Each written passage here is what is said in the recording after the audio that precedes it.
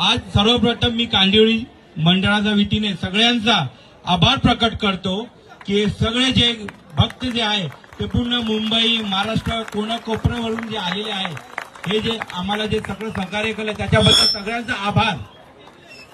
आणि आता सगळ्यांना हे माहित आहे की मुंबई उच्च न्यायालयाने जी आपल्यावर बंदी टाकली आहे त्या अनुषंगाने आपल्याला पुढे जाता येत नाहीये, कारण की आपल्याला प्रशासन पण सांभाळून हे करायचं आहे। आज आम्ही एक मंडळाने एक डिसिजन घेतला आहे की ही जे गणपती आहे आपली सर्वांची कांदिवली श्री ही आर्टिफिशियल पॉन्डला विसर्जन होणार नाही।